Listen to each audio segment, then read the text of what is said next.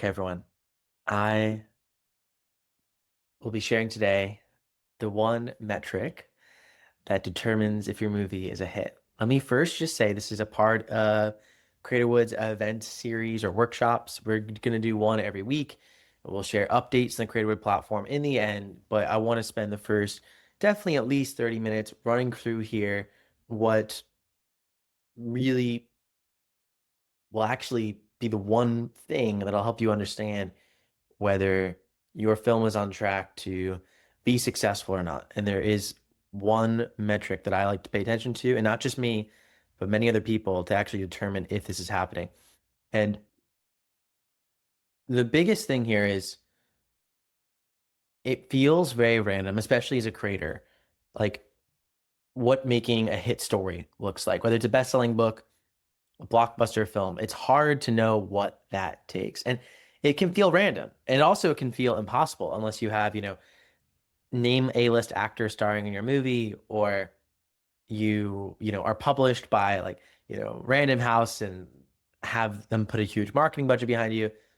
But in reality, what really matters is understanding this one metric that once you know it and once you know how to utilize it to make your stories better, can really help you ultimately sell more films, get in front of more viewers, and reduce the risk or increase the possibility that you'll succeed in filmmaking and, make a hit. So today we're going to learn about what this is. So I want to first just say there's no guarantees. Filmmaking is ultimately a creative risk, and anyone who promises certainty is lying. I hope just right now I can earn your time and attention to share with you what I've learned through ultimately my struggles and some triumphs and a lot of interesting lessons along the way.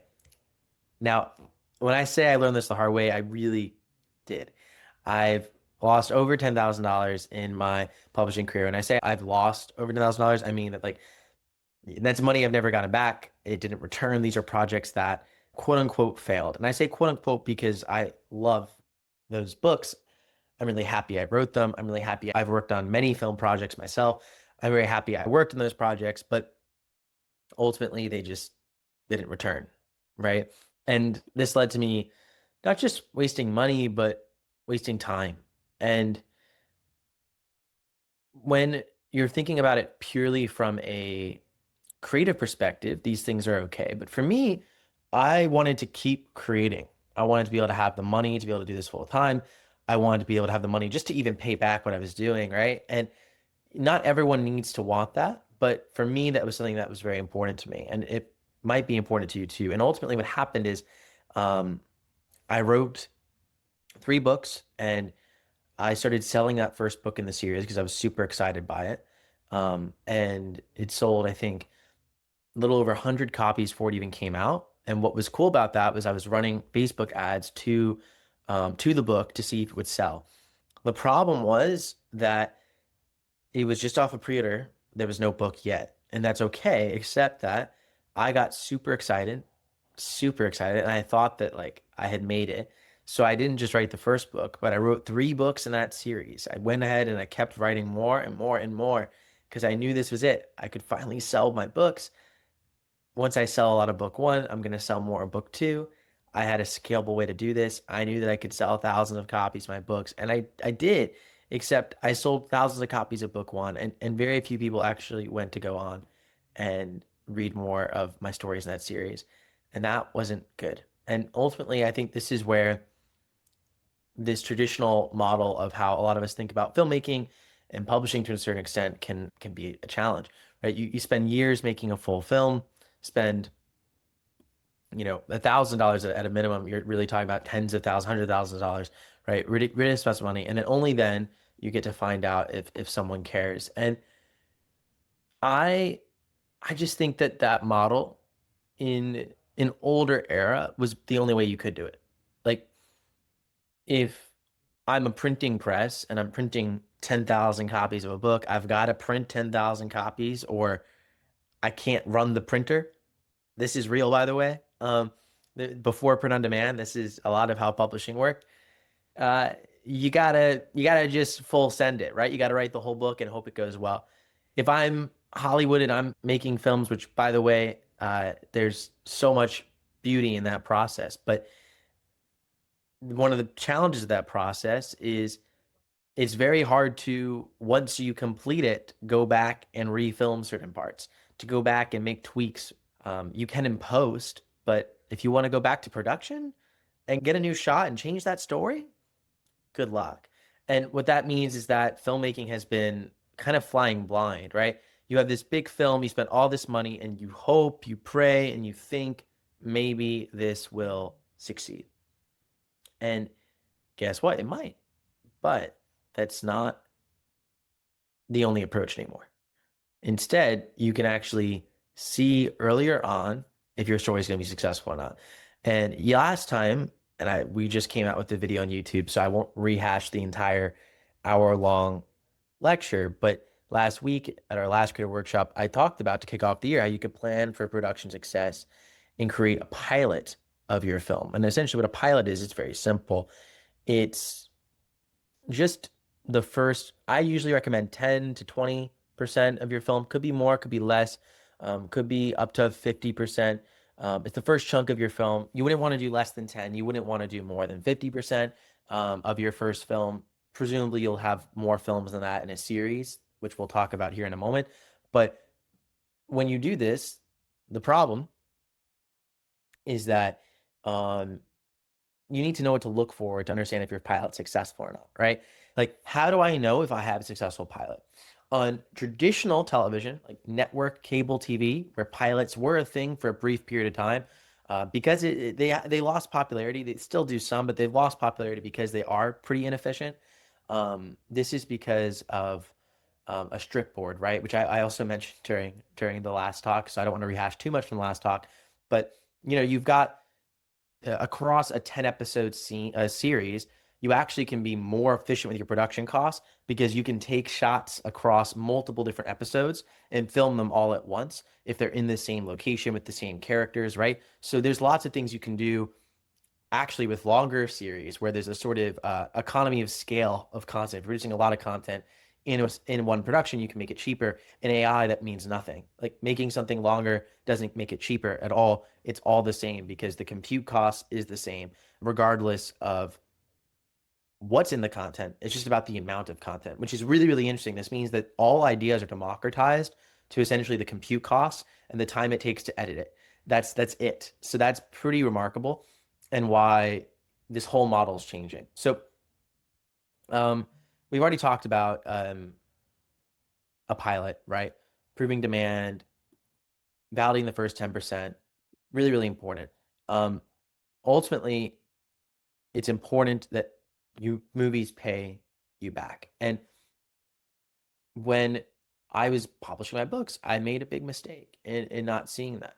And when I got around to making videos, I started off on YouTube. It was pretty funny because I think this was before I had realized that production budget and the amount of money you put into something does not one-to-one correlate to return, which we see this all the time in Hollywood. Like just because you spend $100 million a movie doesn't mean you're going to make $100 million. Is it you trick yourself that way? So I remember I spent maybe $200 or $300 my first maybe 10 YouTube videos because I was just vlogging. And when I made a couple $1,000s back, I went and spent all of that on one video. And that one video I thought was going to blow up because I had, the props and like an interesting concept. And that one video did worse than my other videos, right? So I've made a lot of expensive mistakes in this process. And I ended up thinking, right, that I was not good at telling stories. That's what I thought it was. And what I really realized is that there's something else happening, which I'm going to share with you. And that there's actually something that once I realized this and realized this metric totally changed how I look at the entertainment business. And this is a big part of it, which is that selling once is not enough. And when this really clicked to my mind, I then realized why certain movies get $100 million budgets and why certain movies don't. And that's okay, by the way. You don't need $100 million budget, especially to get started. But the reason why is simple.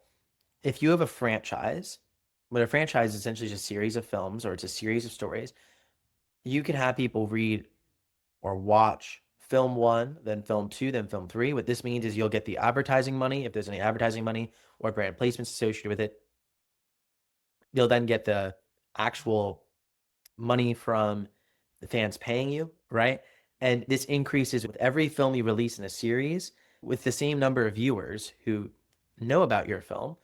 Will get them to watch more and more films without having to spend more money on distribution. This is huge because marketing is a massive cost for most companies. It's for many companies a quarter of their expenses. Some companies it's less, but for many companies it's a quarter of their expense. They're taking a quarter of their expenses and saying we can get dramatically better return on it if we are keeping someone around in a franchise. So this is why it made sense. You might as well spend more money acquiring the stars. You could bring even more fans. You might as well spend money on making the big production if you know you're going to make it back, right? Or you don't know, but there's a high probability you will because you already have a lot of these fans. This was fascinating to me when I learned about this. And what I realized is that the real thing is not just writing a series, but writing a series that keeps people engaged, that keeps people watching, that keeps people there. Now, if you look at television, it's pretty interesting. The graphs.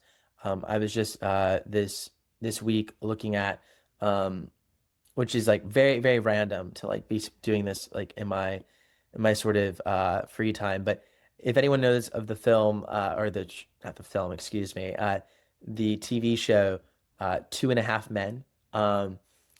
Two and a Half Men, very popular sitcom. It is an interesting one, I'll say. I was mostly interested because of the falling out of Two and a Half Men, which is neither here nor there. But that was a crazy drama between actor and showrunner. Oh my God, crazy. Charlie Sheen, that was wild. But uh, what really struck me about Two and a Half Men was how good, how good its retention was. If you look at it, and you go to the start of season one, the premiere, when any show premieres in cable, they try and boost it up, right? Like show episode one, and again, we've now switched to a streaming model. Things are slightly different now in terms of like uh, how films are released, but the principle is what we're measuring because it's all the same. I'm going to show you that in a minute. But what these cable television shows would look at is okay, we're going to right after prime time, college football or the football Sunday, we're going to put in the new sitcom, the first episode, right? We'll give it, a new airtime afterwards, but we're going to try and get a lot of viewers to watch that first one as much as possible. We're going to put marketing into it.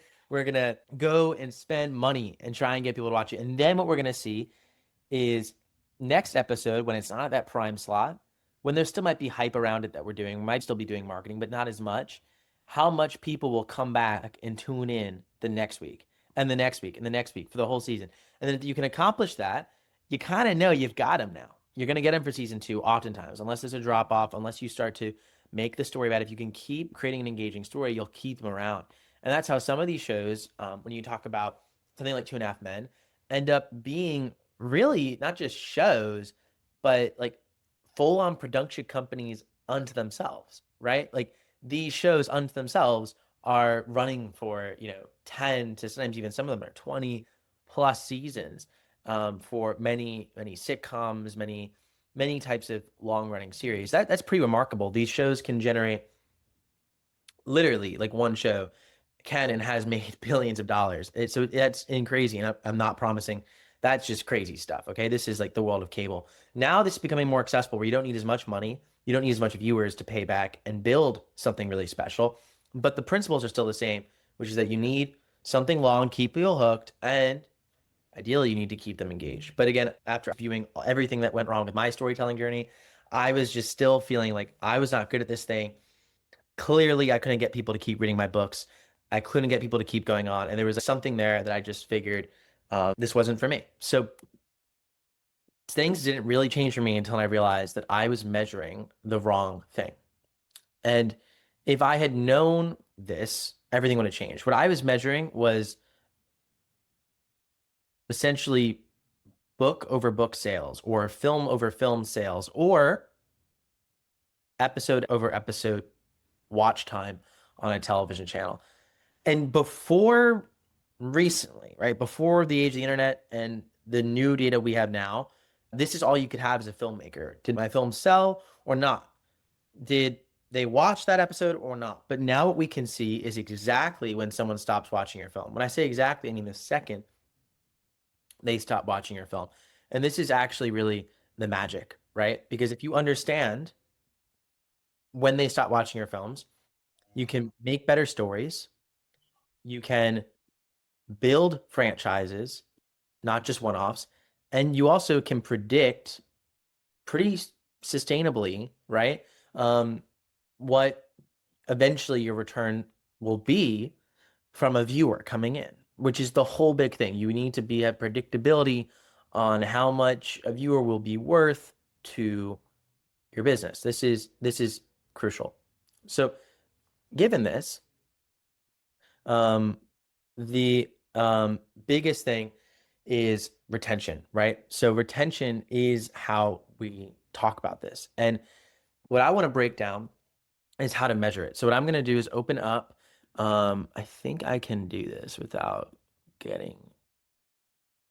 Yeah, let's show you this.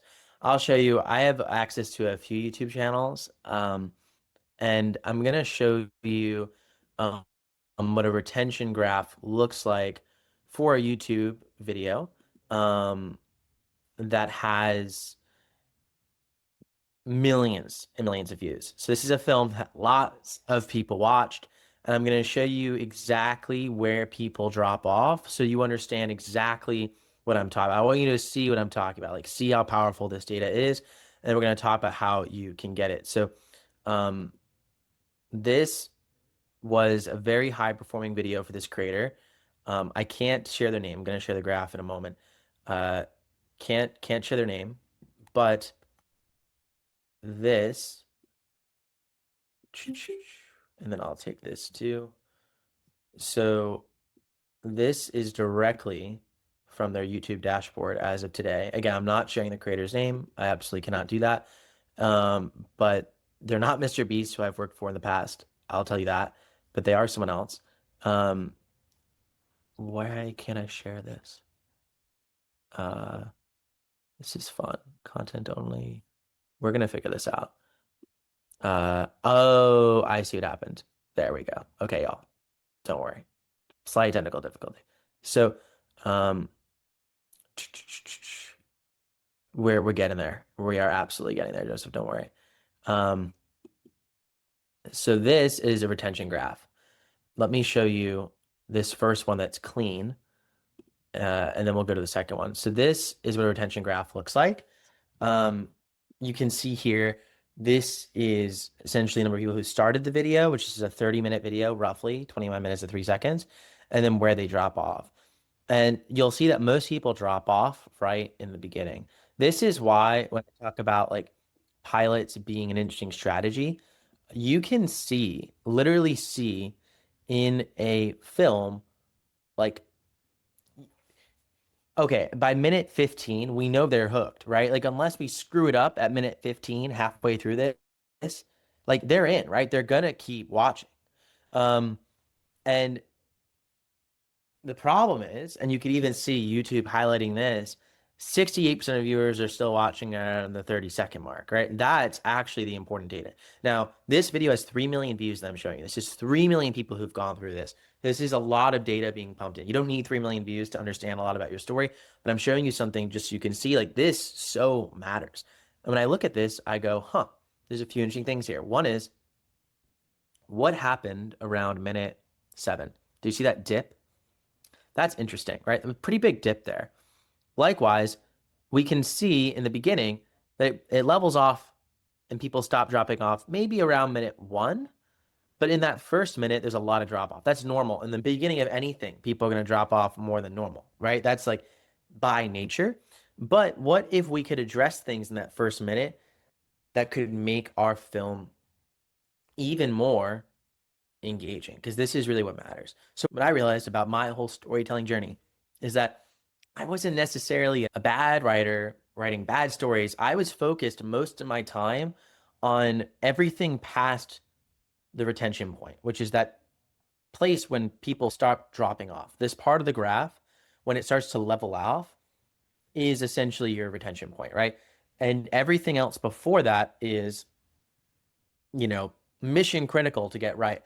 And this video, by the way, has, 68% of people watching the 30-second mark. You've got 33% of people watching to the end. Most videos that are 30 minutes long posted to YouTube have under 15% of people who are watching this. So, this is, I'm not saying if you get this kind of metrics that you will get 3 million views, because there's different ceilings and demand for content in different markets. There's luck involved in him building an audience for years, the creator who is behind this video. But this is like really interesting, right? Like, you can't succeed without good retention. Good retention disproportionately is based on the beginning of your content. So given this, how can we make better films? And then, as Joseph said, how can we actually test this without losing our shirt? Which I'm going to give you two interesting strategies, both of which are the same thing, essentially. So let's dive into the first part, which is back to our slides and going to the tips part. Now, here we go. The big thing for you to know are what I'll call like 5 rules that can help you all increase your retention. Not ordered in importance, okay? I think there's no real hard importance here. But I think like when you put these things together, you'll have techniques at editing, techniques in your storytelling, techniques in outlining, techniques in everything that can put you together to give yourself a better retention. Because if we know that retention matters, then we just need to know how to create a story with good retention and how to measure it, and then shift and try and improve. So L and J cuts are pretty pretty standard things in the editing world. But for those who and most folks, I imagine, would not have an editing background, which is great. That's why you're here. Like, we're trying to teach you to make movies. That's what it's all about. What you'll see here with L cuts and J cuts is that they essentially take the audio. That there's, 2 options. You can take the audio from the clip that's right about to come, right? Because filmmaking is just shot, shot, and shot, right? It's not like it's not always one continuous shot. So if it's multiple shots, you'll take the audio from the shot 2 and layer it over a bit of shot 1, so it literally feels like the next shot is starting, right? It's like, oh, we're in the next shot, we're in the next shot, just by a little bit, but it gives it that pacing. Likewise, you can do the opposite, where you drag out the audio from shot 1 into shot 2, which also can give it, that sort of pacing, make it feel really smooth, almost like a just completely seamless experience. Next is sound design. Honestly, sound design would be a full thing. We had an episode of the Creatorwood Summit that we did with Jonathan Briel, all about sound design. I highly recommend you guys go watch it. It's totally free on our YouTube channel. But the biggest thing about sound design is you want to enhance and amplify the emotions that you want in the viewer, right? So if you're trying to build tension, this could mean including music. This could mean actually including like eerie sound effects or just pointed sound effects.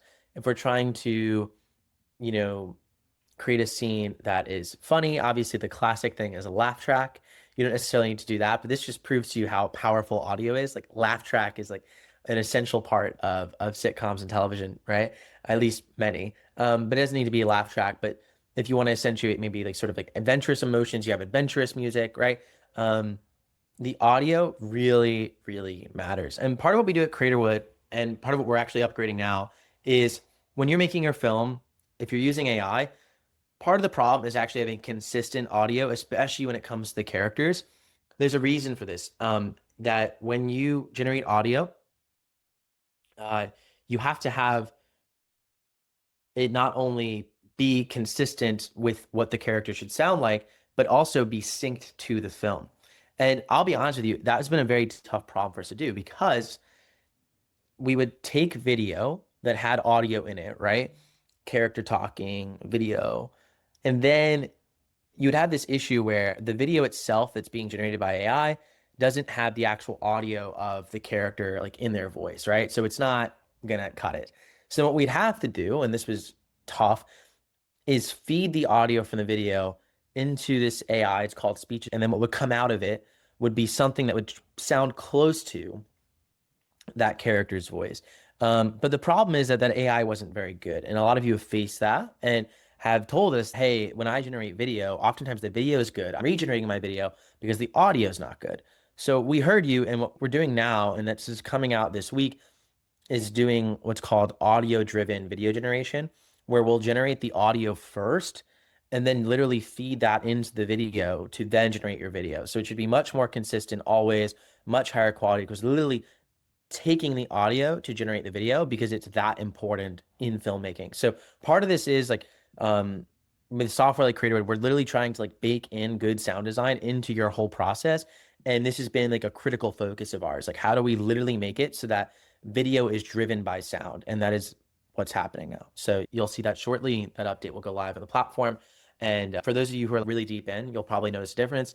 If you're not deep in yet, just know that it'll be cool. Next is really crucial. Start in the actions. If you're a novelist or even many filmmakers, this is kind of common. We might be used to starting our film, starting our story with some rising action before we actually get things exciting, maybe some backstory.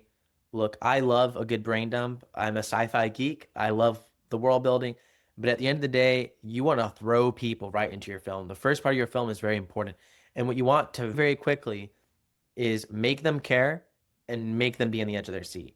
You have to do that. And then you can sort of bring the tempo down, and then inevitably you're going to have it rise up again by the time you get to your climax. But one of the biggest mistakes we make is starting off slow, starting off thinking people need an introduction. In film, especially, this is just not the case because you really do want to throw people in. What we recommend is jumping, like maybe that means cutting out your first chapter, adapting your first chapter to be that. If you're a screenwriter, your script might already start with your inciting incident. If you're not, then I would recommend potentially cutting out that first scene or two or dramatically condensing it. This is like what's super crucial. What you'll see for videos that are super optimized for retention, examples of this would be Mr. Beast, which obviously I've worked there, so I know a bit about, but what you see now in vertical filmmaking. So if you look at anything on DramaBox or Reel Shorts or any of the other vertical apps, there's at least 12 now. And Creatorwood soon is we're having our own vertical, vertical app launching. But when you create a vertical, what you'll notice is the title is extremely poignant. The title is basically designed to set the audience expectations. It's not like, a lot of what Hollywood does in their filmmaking is they're very cinematic, and there's nothing wrong with that. They could be very they're so star-led in their marketing, and it's all about the actors and actresses that this focus on retention doesn't have to be there as closely. And mind you, like if you can get an A-list star to work on your film with you, like you should, like that's not a bad idea. They're A-list stars for a reason. They bring an audience, that's their job. But the thing is, when we're trying to democratize filmmaking and open it up to anyone being able to tell a story, we have to play a slightly different game to be able to gain viewers. And what that game looks like in the world of verticals, which has done this most successfully, is signaling that the tropes are the star, that the world is the star, that the genre is the star. So the title is super, super clear what they're going to get in the story. It's, my mafia heiress kidnaps me. Like that's a movie. Like I'm sure that's a movie title, something like that. Or something like, Christmas in a cozy ski town, or Christmas gone wrong in a cozy ski town, or you keep going down the list. You're immediately understanding where we're at. So then what's important about the hook, and you'll see this when you watch anything from DramaBox, anything from Reel Shorts, is they throw you absolutely right in where that title is completely validated by the hook, meaning that first second, that first shot, you're immediately thrown into something that is analogous to the title. Like if you're going to give me a romance about hockey and call it like hockey puck love, you better show me hockey ice rink in the first shot.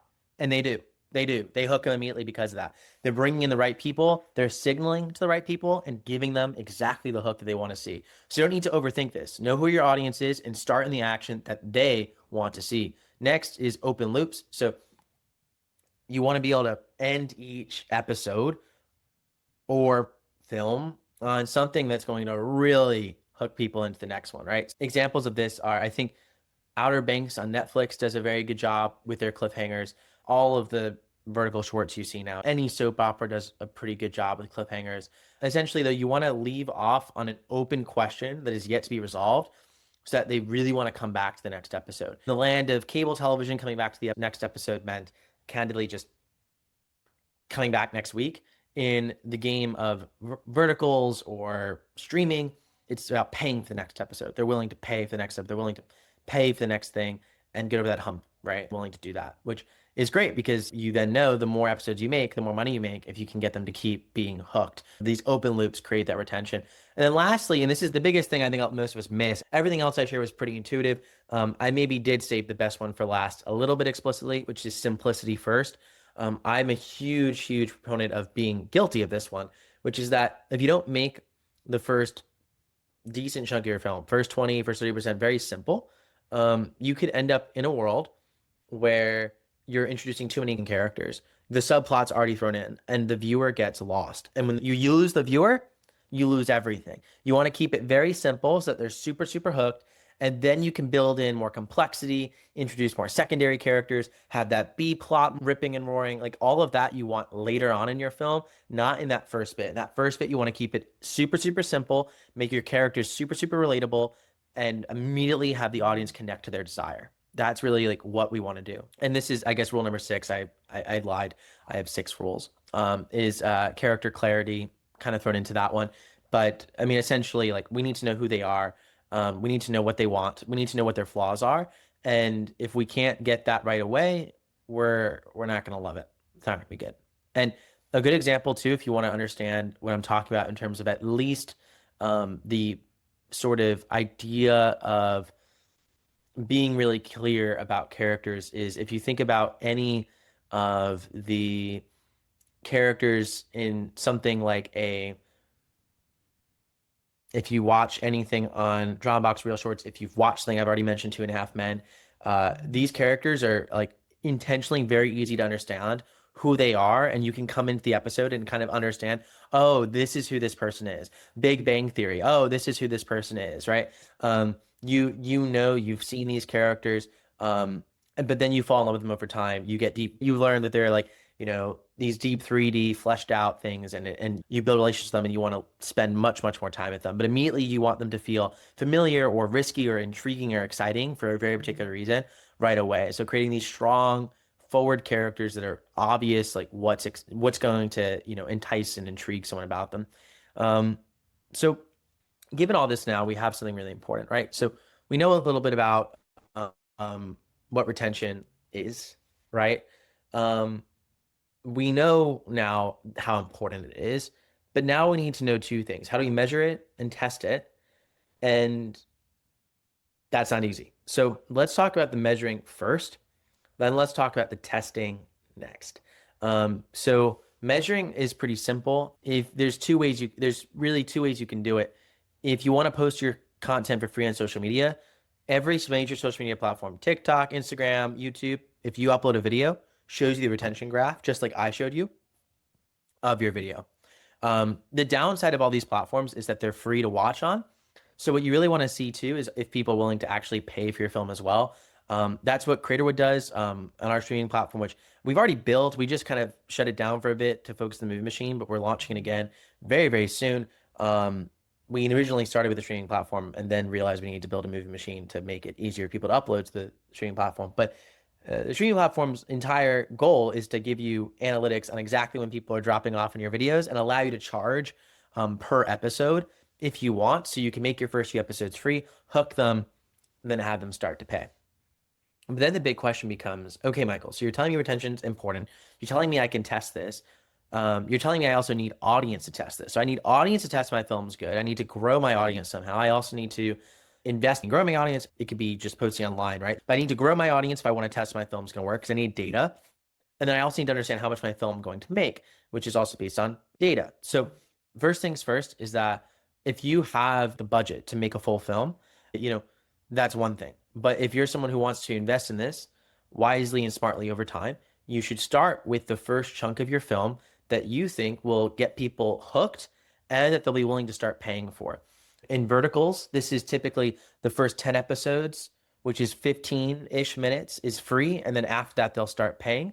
So having something like the first 20-ish minutes to maybe 30 minutes of your vertical produced would be enough to test if you're doing a vertical. If you're doing an episodic series, that's, let's say, television shows, you'd probably want your first 2 or 3 television shows. If you're doing a short film, short film's already pretty short, to be candid with you, but maybe you would just do the first few minutes. If you're doing a longer feature length, I would maybe do a proof of concept the cold open, although that's probably not long enough, but at least could be some indication. Maybe you would do something that's like 10 minutes long for a feature length, or 20 minutes long if you're planning a feature length. So again, it depends on like what your final quantity you think it's going to be, the scope of the story. And you're going to obviously want to add even more series onto this over time. But the big thing is you have to pay for money and time to get that done. You know, it costs money to make a film between AI credits, which you can see at Creatorwood how much it costs, whether you want someone like the team at Creatorwood to make it for you. And when you add that up, plus how you might want to market it, you're going to need to come to a conclusion of what you're willing to spend out of pocket to ultimately understand if your film is paying back or not. So let's go through a few numbers that we can start to think about, right? So retention is useful, but if I only have one viewer, is the retention data of that significant? Meaning, if one viewer drops off after watching my film for 1 minute, and does that mean my film's terrible? No, that means you probably need to get more viewers, right? Statistical significance starts at around 1,000. So it's helpful to get something like 1,000 viewers, which sounds like a lot, but truly it is helpful because if you don't have something like 1,000 viewers to begin with, it's very, very hard to even start to comprehend if you are going down the right path or not. You could have something great, or you could have something that's not working so well. But if you don't have enough data to see it or not, you are going to be flying kind of blind or misinformed, right? Part of data is knowing how to use it, and part of data is having enough of it to use. So this is what's really important. You can't use retention data very likely on a small number of viewers. Many social media platforms don't even show your retention data unless you get a specific number of viewers. So then we start to math out, what is it going to take to bring in these viewers? How much money will it take? And what should we expect from them? In the world of social media, if you're using something like clipping to drive viewers to a show, clipping is a strategy. I don't necessarily recommend it to everyone, but it's kind of like what a lot of shows use to get discovery now. They'll pay roughly $3 per 1,000 views on TikTok. But very importantly, those 1,000 views aren't going to get 1,000 views in their show. It's just gaining awareness. They're going to get maybe one or two people out of those 1,000 people to actually go and watch their show, which means that spending something like $1 or so to get a viewer who actually starts to watch your show and opens it up is not unreasonable. That's about what you would need to do to get someone to start to open up. That's a good benchmark, $1-ish, if you're trying to think about these things. Some could be less, some could be more, but if you want to think about it like $1, you're probably not wrong. That could get you a good lead to your show to start watching. Now, how much do you want to actually make it to the point they start to pay for your film? And then they actually do. So that number is going to vary, but something like having somewhere between 10 and probably 25%, but 15% is pretty good to have them go on and pay. I would love to see something like 33% go on and pay, then you'd only be paying $3 for a viewer. But if you're paying something like $6 for a viewer, I'm not worried. That's pretty good. That's pretty good. In the book world, that's a very good way to acquire a reader to a book. In the world of reel shorts and drama box and vertical shorts, this seems to be about what they're getting. They're getting paid something like after payment processing and Apple fees, something like $20 if someone completes their full film. I'd imagine they're spending about $6 to $7 to get someone to do that. And that's about, again, I'm giving you rough because it varies, but I'm at least giving you like a good idea. So that would then pause that you would need to start to see a return, obviously, on if you're putting money into ads of any kind, you'd want to see a return on it. And you can math out from there if you're going to put $2,000 or $3,000 into ads or $1,000 into ads. I wouldn't recommend much more than that to test. And you have something like, let's say, $5 or $10 film, you can start to math out how much that's going to take to maybe make your production costs back, like on $1,000. It would be awesome if you could get something like, well, maybe at least 120 to maybe as much as 250 sales. So then you would math out off of those sales if you're selling the film or episodes of the film and making something like 5 to 10, maybe up to $15. how much of those sales you need to not only pay back your ads, but then start to pay back your production costs. And the idea would then be that you can start to develop a business model where you know I can put a couple dollars into ads and get a couple dollars back out in profit. And over time, understand as I develop my film and I have these production costs, this is what's going to pay back my ad cost, right? Now, I would be super happy if people want for me to make a calculator on this. Is that something people think be interesting? Because to be honest with you, there's like it's just your individual situation because you have to add up what you're spending, how long your film is, and like, and then times that by like different scenarios and how much you could possibly make. Um, and this is all theoretical, but I want to give you an interesting pathway to think about here. Okay. Because, and this is what makes film the most exciting business to do this in. I come from the author world. We could never do what I'm about to share with you. In the author world, we had to go out of pocket. I literally, when I was a kid, I was spending my money out of pocket to do all this. And I, was working $9 an hour at my job to fund all of this. And I was like, every book was like, hundreds of hours of working saved up just to try and afford it. And, that world was fine. The money had to come from me. And the only money that could come in was from the readers, meaning it was a very simple equation, but it also wasn't accurate. And this is why I wanted to share this talk today, because there's an output here that's really exciting and that I think is going to just completely change things. So if you look at vertical films, you'll notice something fascinating. Oftentimes the characters are wearing clothes from brands. Like if you look at anything on Dropbox, oftentimes you'll see Shein sponsoring the characters. You'll see other companies sponsoring the characters. So what's interesting here is that the viewership you're getting, even the free viewership, even the people viewing your ads can still be worth money because a brand may pay just to be featured in your advertising your film to viewers who will pay for your film. Does that make sense? A brand can and will pay for that.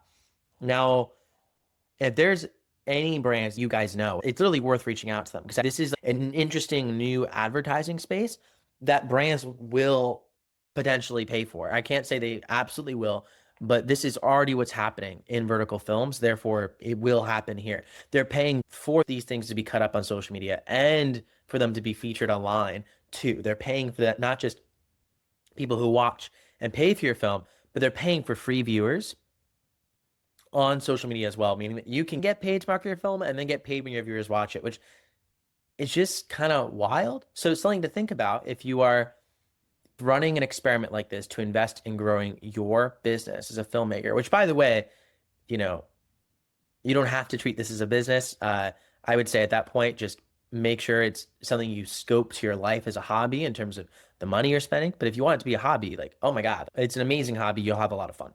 And I hope we can keep making all of Creatorwood way more fun for you. But if you want to turn it into a business, what's something I hate about business sometimes is that there could be this perception that you have to spend money to make money. And to a certain degree, you have to spend money at points to invest in certain things, but that doesn't necessarily mean you have to spend it out of pocket. So something I'd be thinking about is how you can get creative with getting brands involved. If that's something you're interested in, at Creatorwood, we're actually hiring someone full-time in our team who's joining in 3 weeks to literally just work on this full-time. So if you're interested in having a brand fund your film, what I need from you is just what might be cool product placement in your film, brands to reach out to. You can send us an email at hello@wood.tv and we can add these brands to our first list that we reach out to because we'd love to be able to find these things for you. And you guys can reach out to, like, nothing's stopping you. There's brands that would absolutely love if they could be featured in your film. Product placement's already a huge business, and I can't say the exact numbers, but I can tell you the amount of money that Mr. Beast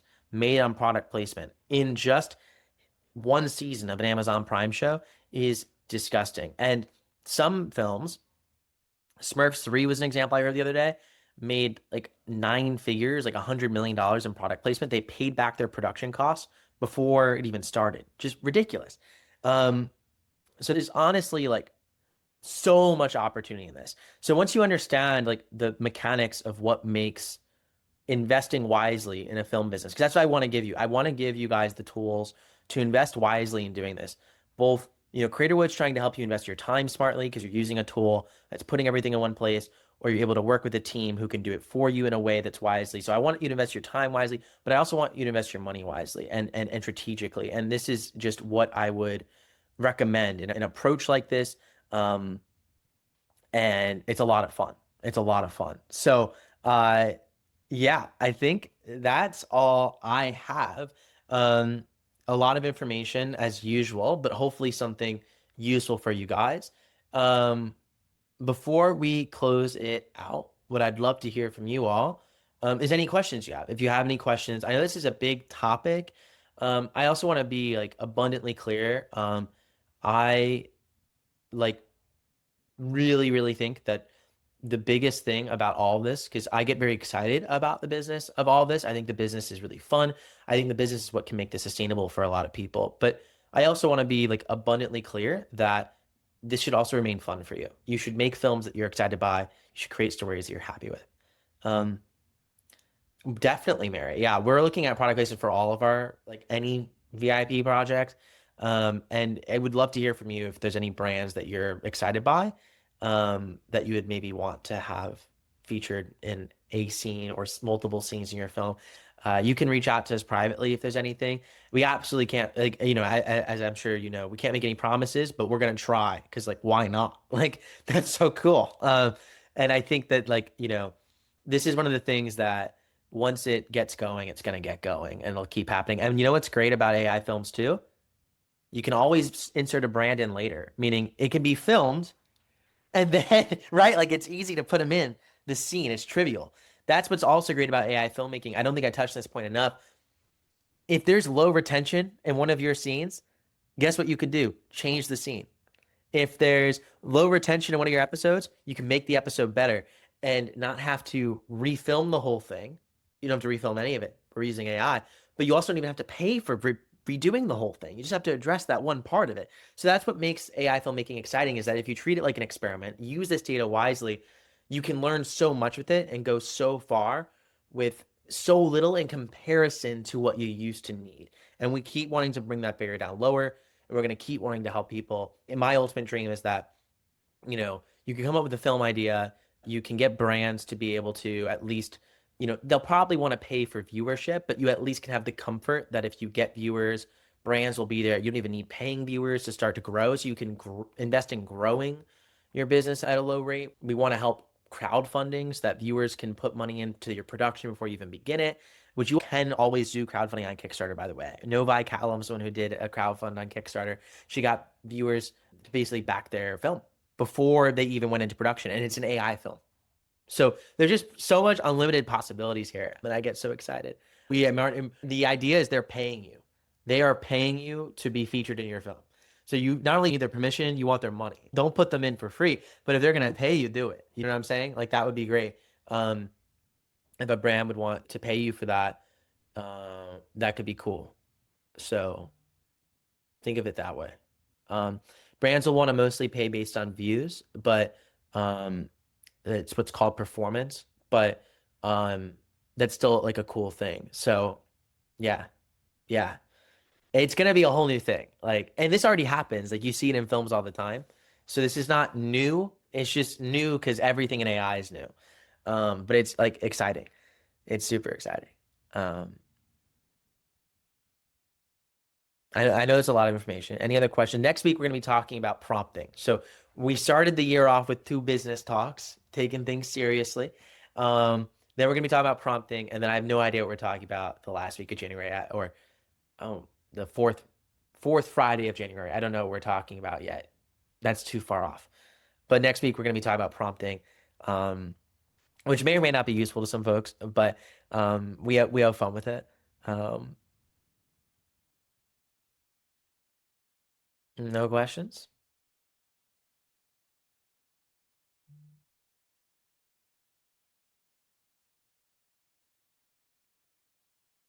All right, everyone. I'm gonna end this here. Um, Happy Friday. Um, no, I'm glad, Mary. I'm glad. I'm super excited. I'm super excited to be working with all of y'all. It's gonna be a ton of fun. And we'll be in touch shortly about all the things. And I'm sure y'all will be in touch with us about all the things. But have a great rest of your day. And don't forget. Yeah, oh yeah, Marty, yes. At some point, we'll roll that out on Creatorwood. I would think now, don't overthink it too much. It's still early days, but yeah, that's what'll happen. What I would A/B test most is the ads. So you'll see this if you go to Drama Box in the Facebook ads library, look it up. You can see that they're A/B testing the ads that they do. And what they do, it's so smart, is they'll have one start to the show, but the ads will tease different starts, and then they will all flash back to the same beginning point. Does that make sense? Like they'll have different beginnings in the ads based on different parts of the story that might engage people. And then the beginning of the story happens to neatly still hook into the ads and flashbacks that you can then flash forward to the potential ads. So different customers who are excited by different scenes will get into the story and then get hooked right into the beginning. It's like the mega strategy. If that doesn't make sense, I'll have to break it down in more detail one day, but it's all really fun stuff. So y'all are amazing. Thank you for your time. Thank you for everything. We're gonna talk soon, but don't forget, this is what it's all about, I swear, is storytellers rule the world. See you soon. Great time, Joseph. Thank you for being here.